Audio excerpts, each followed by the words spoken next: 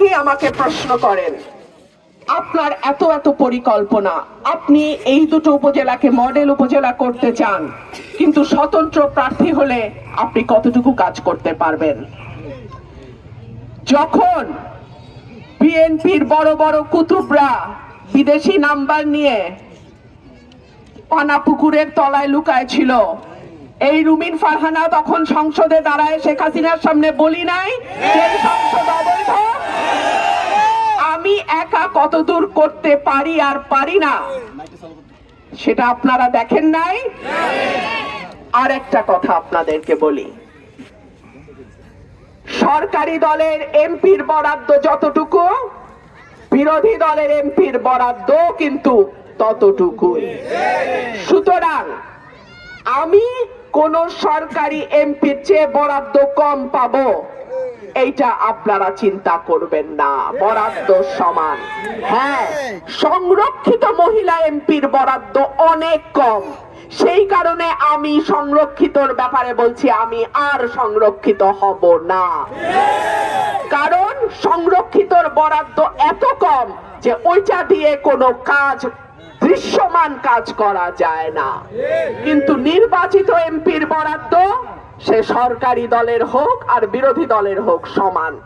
আর একটা প্রশ্ন করি, সরকারি দলে কোন দল যাবে আগের থেকে জানি কেমনে?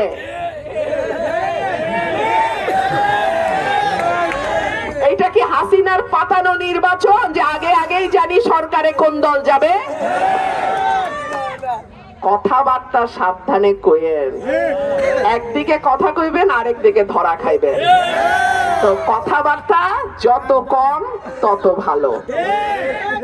আপনারা কি করে এত শিওর হইলেন যে সরকার গঠন ওই দলই করবে? অন্য দলও তো সরকার গঠন করতে পারে, তখন আপনাদের কি অবস্থা হবে ওইটা আগে চিন্তা করেন। যাই হোক, আমার কথা পরিষ্কার, আমি চুরি করব না, আমার চেলা চামুন্ডা চুরি করবে না, আমার হাইকমান্ডেও কিছু দিতে হবে না। সুতরাং আমার মানুষ তাদের জন্য যেই বরাদ্দ আসবে তার পুরাটা তারা পাবে, এইখানে কোন রকম নয় ছয় চলবে না। প্রিয় ভাইরা আমার, অনেকে আছেন প্রবাসে, অত্যন্ত কষ্ট করে আপনারা আমাদের দেশের অর্থনীতিকে টিকিয়ে রাখেন, কিন্তু বাংলাদেশের মাটিতে যখন আসেন তখন আপনারা যথেষ্ট সুযোগ সুবিধা পান না। এমনকি বিদেশে যেতে হলেও আপনাদেরকে নানান রকম হয়রানির মধ্যে পড়তে হয়।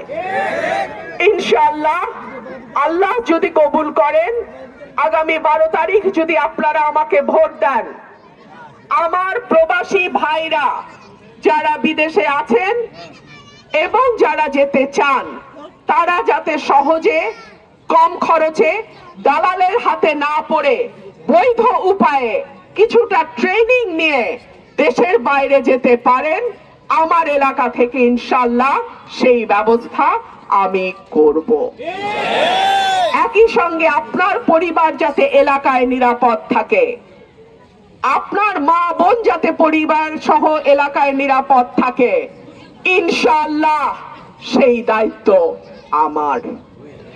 আমি আপনাদেরকে অনুরোধ করব, 11 তারিখ বিকাল থেকে 12 তারিখ রাত পর্যন্ত, ভোট গণনা না হওয়া পর্যন্ত আপনারা দয়া করে কেন্দ্র ছাড়বেন না।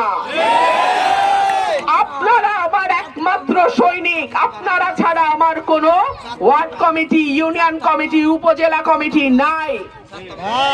আপনারা যদি আমাদের ভোট পাহারা না দেন, আমার পাহারা দেওয়ার মতন আর কেউ নাই।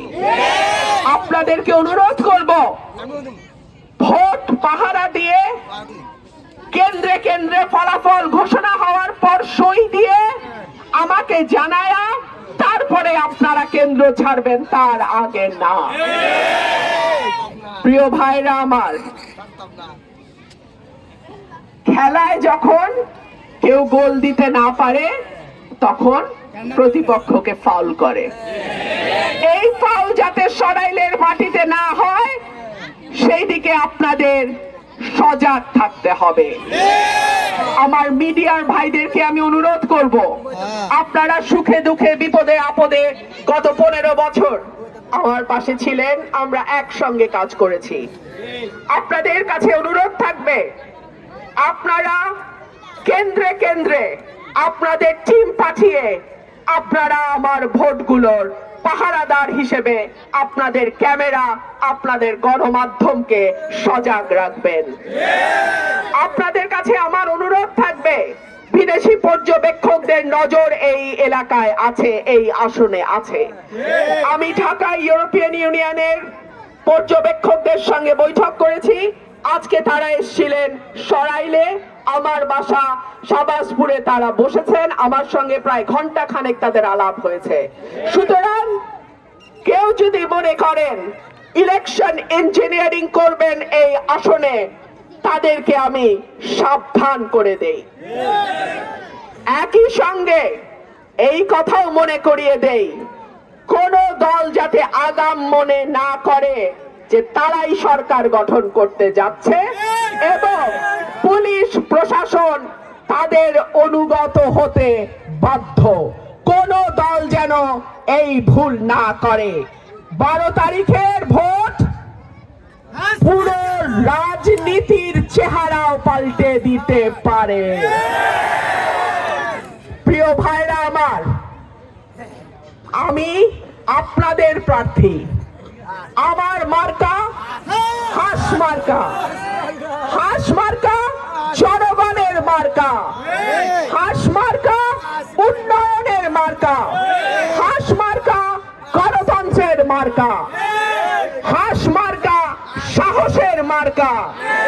হাঁস মার্কা সততার মার্কা।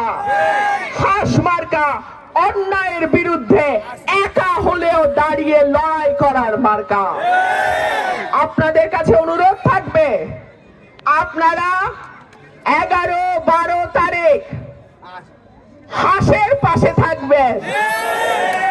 আগামী 5 বছর আমি হাঁসের কান্ডারি হিসেবে আপনাদের সুখে দুঃখে বিপদে আপদে আমি আপনাদের পাশে থাকব, সাথে থাকব।